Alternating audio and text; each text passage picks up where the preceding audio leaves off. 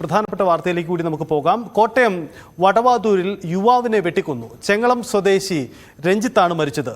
പ്രതി അജീഷ് ഭാര്യയുടെ കാമുകൻ എന്ന് സംശയിച്ചാണ് ആക്രമിച്ചെന്നാണ് സൂചന.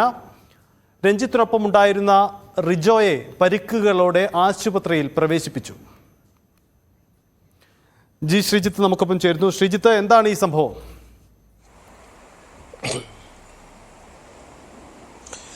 സജിത്ത്, ഇന്നലെ രാത്രി ഏതാണ്ട് 7:30യോടുകൂടിയാണ് ഈ സംഭവം ഉണ്ടാകുന്നത്. അതായത് ഈ ജോലി കഴിഞ്ഞ് വരികയായിരുന്നു രഞ്ജിത്തും റിജോയും. മണർകാട് നിന്ന് ജോലി കഴിഞ്ഞ് വരികയായിരുന്നു. ഇതിനിടെയാണ് വടവാതൂർ കുരിശിന്റെ ഭാഗത്ത് നിന്ന് ഒളിഞ്ഞിരുന്ന ഈ പ്രതിയായ അജീഷ് ഇവർക്ക് നേരെ ആക്രമണം നടത്തുന്നത്. ഭാര്യയുടെ കാമുകൻ എന്ന് സംശയിച്ചാണ് ആക്രമിച്ചത് എന്നതാണ് പോലീസ് നൽകുന്ന വിവരം. അതായത് ഇവരുടെ ഗുരുതരമായി പരിക്കേറ്റ രണ്ടുപേരെയും കോട്ടയം മെഡിക്കൽ കോളേജ് ആശുപത്രിയിൽ എത്തിച്ചെങ്കിലും രഞ്ജിത്തിന്റെ മരണം സ്ഥിരീകരിക്കുകയായിരുന്നു.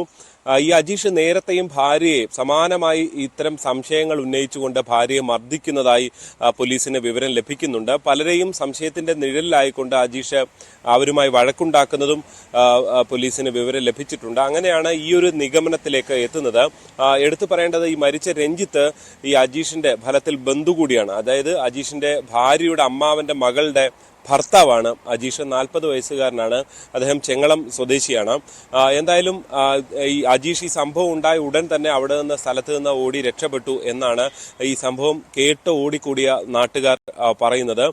ഈ ശാന്തിഗ്രാം കോളനിയിലേക്കുള്ള വഴിയിലാണ് ഈ സംഭവം ഉണ്ടാകുന്നത് എന്നതാണ് എടുത്തു പറയാനുള്ളത്. സജിത്ത്, എന്തായാലും ഞെട്ടിക്കുന്ന ഒരു കൊലപാതക വാർത്തയാണ് കോട്ടയത്ത് നിന്നും രാവിലെ റിപ്പോർട്ട് ചെയ്യപ്പെടുന്നത്. വടവാതൂരിലാണ് ഈ സംഭവം ഉണ്ടായിരിക്കുന്നത്.